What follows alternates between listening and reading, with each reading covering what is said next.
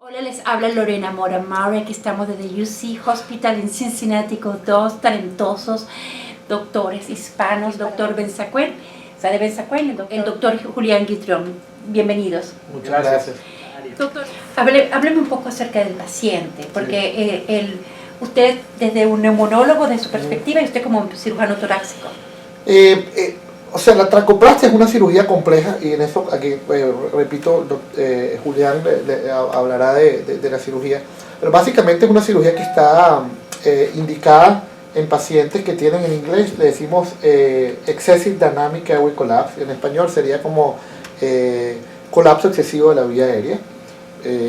Y básicamente es una patología en la que los pacientes, en el momento que botan el aire, que básicamente expiran, la vía aérea principal, cuando digo vía aérea principal, es la tráquea y el bronquio principal derecho e izquierdo. Normalmente cuando uno respira no debería colapsarse más del 50%. Y cuando usted habla de colapsar, ¿qué significa eso? Que básicamente el diámetro de la tráquea y el diámetro del bronquio principal derecho e izquierdo disminuye más del 50% durante expiración, cuando uno bota el aire. En condiciones normales no debería ser más del 50%. En condiciones patológicas, como en estos pacientes con colapso excesivo de la vía aérea, se colapsa más del 50%. Bueno, básicamente uno puede colapsar la vía aérea más del 50% durante expiración si uno tiene un problema, como tú sabes, la tráquea y el bronquio. La pared anterior es una pared cartilaginosa. La pared posterior es como que mucho más débil, por decirlo así, es puramente membranosa. Hay enfermedades en las que uno puede tener daño de la pared anterior, como enfermedades inmunológicas o pacientes que han tenido trauma o traqueostomía, y ese tipo de pacientes nosotros los llamamos que tienen traqueomalacia. Nosotros queremos hacer la diferenciación entre los pacientes que tienen traqueomalacia y los pacientes que tienen colapso excesivo de la vía aérea, si hay que llamarlo así. Realmente no sé cuál sería el término en español, pero en inglés sería IDA, Excessive Dynamic Airway Collapse. Porque los pacientes que tienen Excessive Dynamic Airway Collapse, el problema no es la pared anterior, es básicamente la pared posterior de la tráquea, que es muy débil, entonces se colapsa con mayor facilidad. ¿En qué pacientes se ve eso? Se ve mayormente en pacientes que son obesos, que tienen sobrepeso. Hay una asociación importante y casi que mutual, por decirlo así, entre los pacientes que están obesos y también que tienen reflujo gastroesofágico, y ese reflujo puede ser ácido o no ácido, y hablaremos un poquito más de eso en el futuro. Se ve también mayormente en pacientes con enfisema o COPD y en pacientes con asma. Esa es básicamente la población a la que uno básicamente ve esta normalidad. Quiero hacer la salvedad que, por ejemplo, en pacientes con enfisema a veces uno ve que esos pacientes colapsan la vía aérea más del 50%, pero no tienen síntomas, síntomas relacionados con ese proceso de colapsibilidad. Por eso en la definición de la enfermedad uno tiene que tener básicamente más del 50% colapso, que se ocluya la vía aérea durante expiración, pero el paciente tiene que tener síntomas típicos de la enfermedad, y esos síntomas son básicamente tos seca, es una tos perruna. Los pacientes también tienen dificultad obviamente tienen dificultad para respirar, que se exacerba con el ejercicio. Y ese el sonido pudiesen tener a veces se confunde con asma, pero realmente el sonido más característico sería lo que llamamos estridor, que es un sonido como más agudo que uno presenta en la vía aérea principal. Estos pacientes a veces no pueden tampoco acostarse, porque cuando están acostados la vía aérea se colapsa más. Y como todo, o sea, estos pacientes, como digo, son obesos, tienen asma, a veces tienen enfisema, y a veces el problema que no les permite respirar no es solo uno, sino es una combinación. Por ejemplo, este paciente que Julián hizo es una paciente que tenía asma leve, y su mayor problema era el problema del colapso dinámico de la vía aérea. Pero era obesa, es mayor. Y era obesa, no era mórbida obesa, pero si quieres, cuando nosotros hacemos la evaluación de estos pacientes, vuelvo a repetir, es dramáticamente importante tú corregir el ácido, porque lo que estamos viendo es que esta es una enfermedad que afecta mayormente a personas obesas, y hoy tenemos una epidemia de obesidad, y al tú estar obeso, eso te predispone a tener hernia hiatal y a tener reflujo. Y si tú no corriges eso antes de la cirugía, lo que pasa es que con esos pacientes, cuando hacen la traqueoplastía, que Julián le explicará de qué se trata, si tú no corriges el ácido, los pacientes se van a sentir bien por un periodo corto de tiempo y en el futuro los síntomas van a regresar. Esta cirugía de traqueoplastia es una cirugía extremadamente compleja, es una cirugía que pocos hacen. En ese aspecto hay que darle crédito a Julián, que hizo la primera en Cincinnati.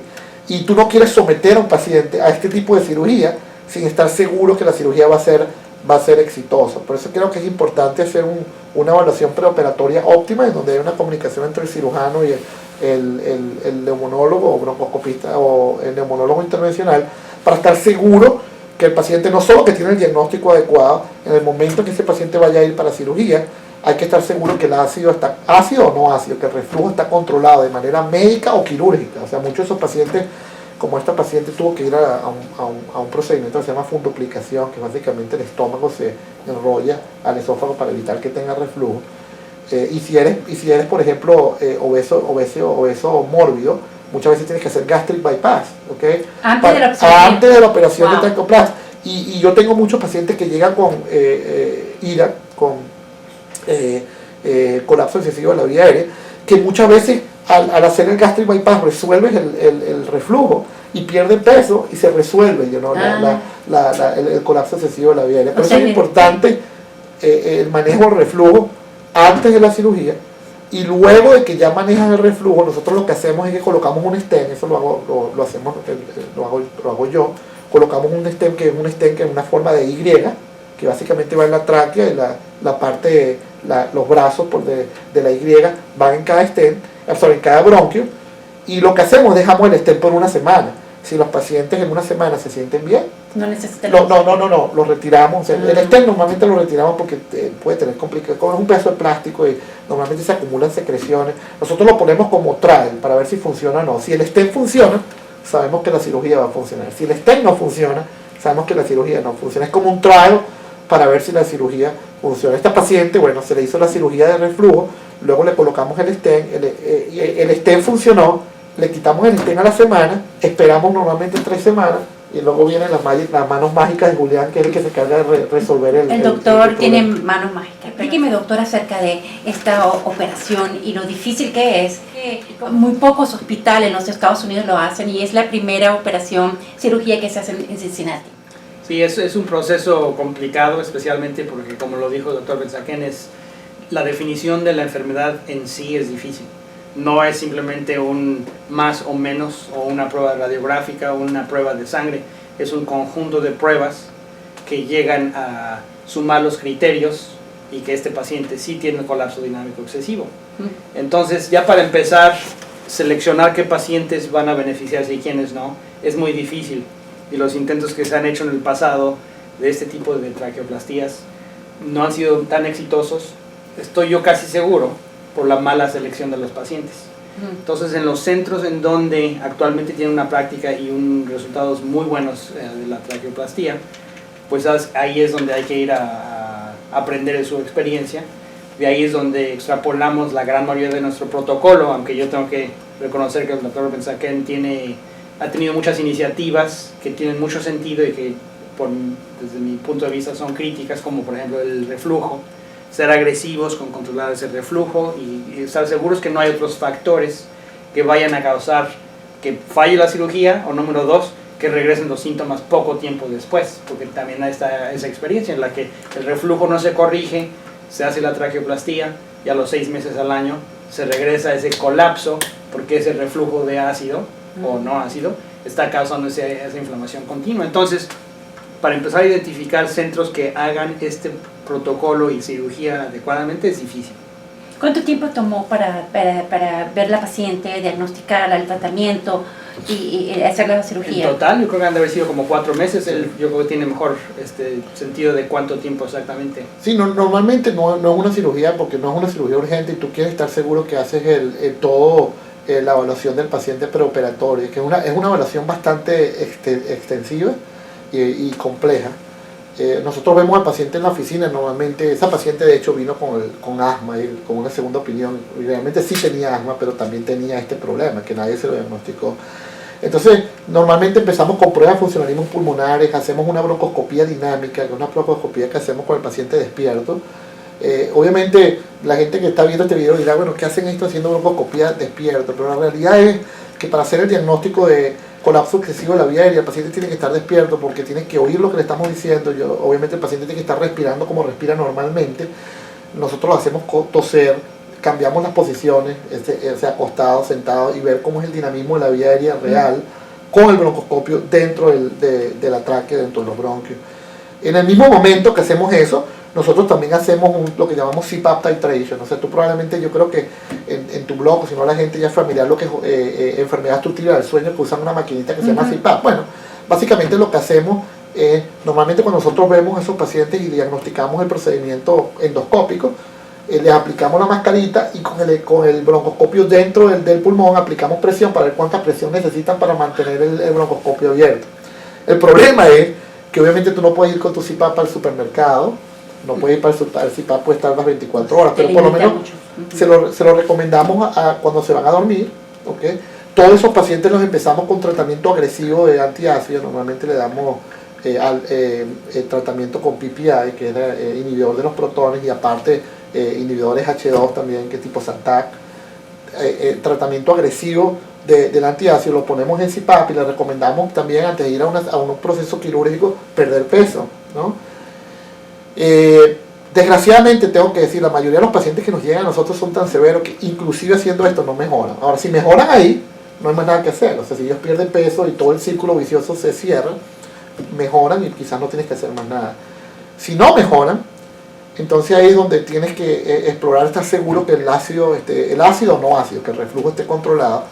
Si no está controlado, entonces hablar de una opción quirúrgica, ya sea bypass gástrico si son obesos, o mórbido obeso, o la funduplicación. Y eso lleva más tiempo, o sea, más sería 4, sería inclusive un año. Exacto. Entonces, luego que hacen esa cirugía, entonces ahí plantearías colocar el stent como el stent del Y o el Y stent.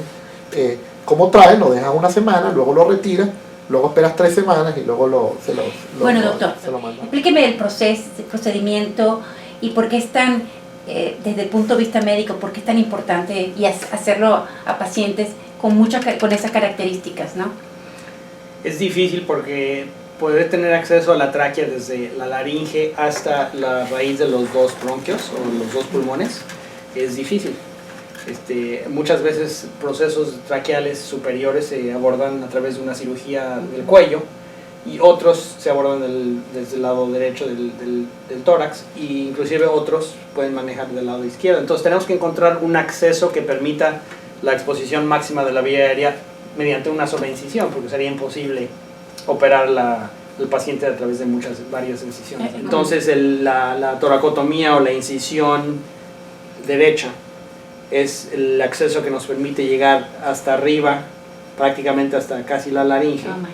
Y también nos permite, obviamente, el lado derecho, pues es el lado que estamos operando, pero nos permite accesar hasta el lado izquierdo hasta cierto grado.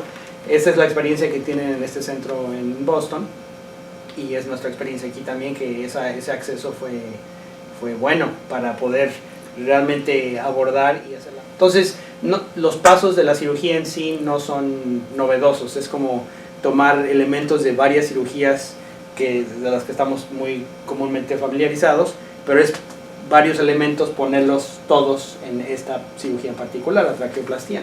Y en esencia es, como ya explicó el doctor Benzaquén, la pared posterior de la vía aérea, que en su parte superior está íntimamente pegada al esófago.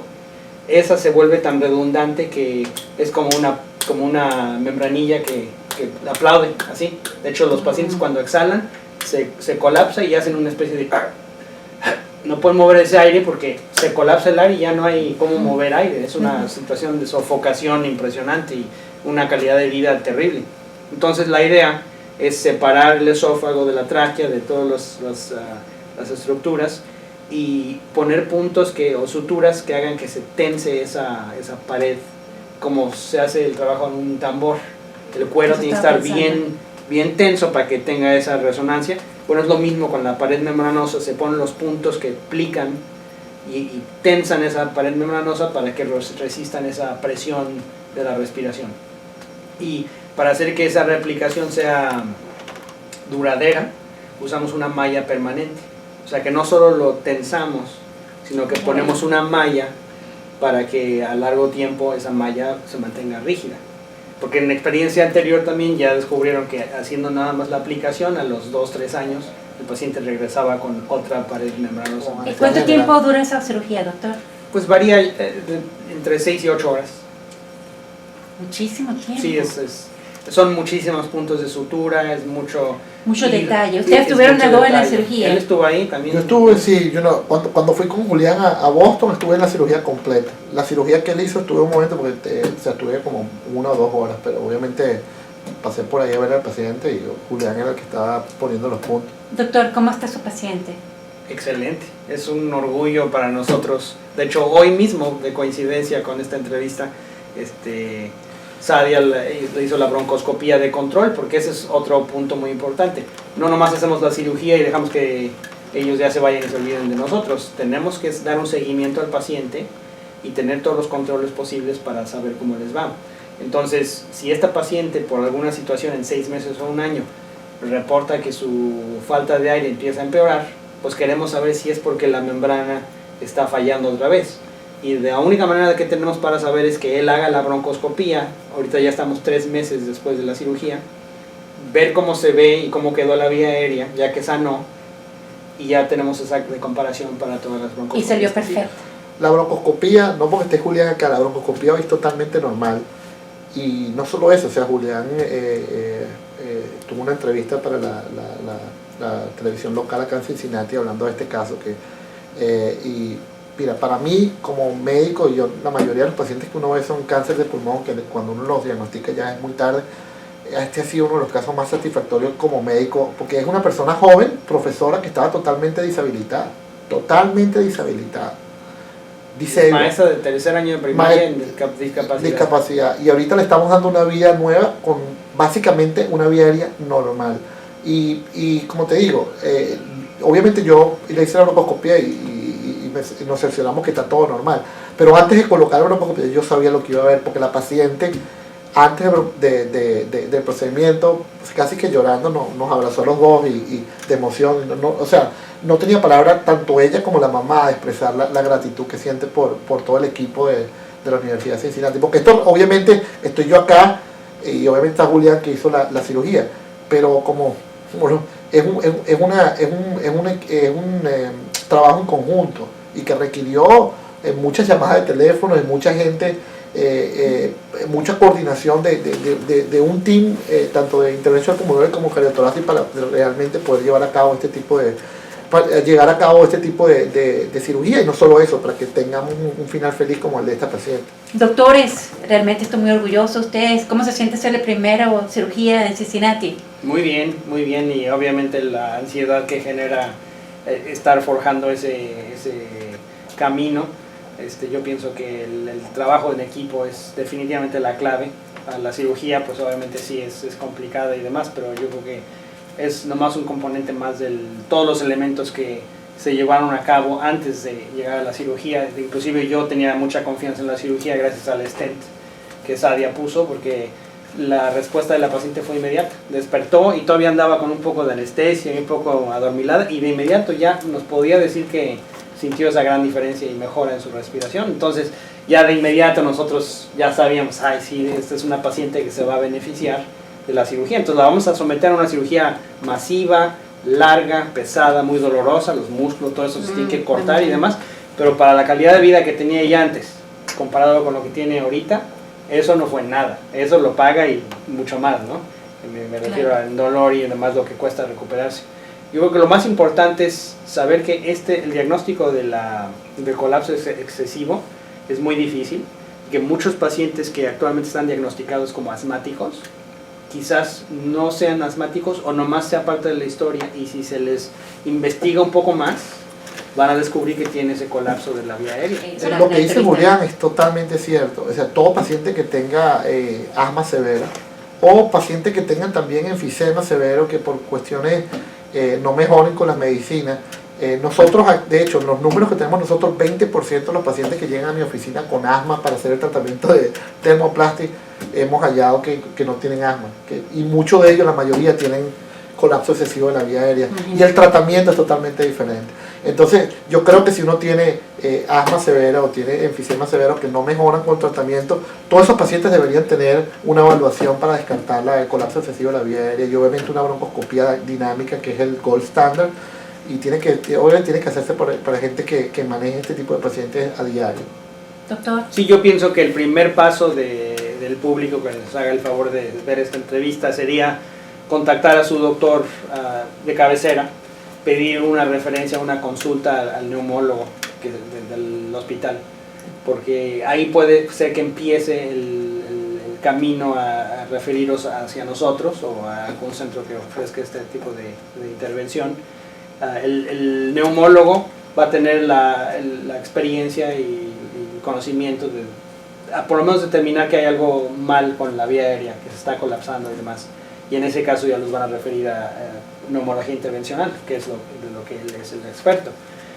Si ellos ahí ya no tienen mayor conocimiento o experiencia, pues ahí es donde viene una referencia para una segunda opinión. Entonces es muy importante que el paciente no se dé ya por vencido de que el asma es muy difícil de controlar y ya esta es la calidad de vida a la que me tengo que conformar, sino que hay que buscar una segunda opinión, que un neumólogo experto vea al paciente y haga la referencia que sea necesaria. Bueno, muchísimas gracias, doctor. Gracias. Gracias a ti.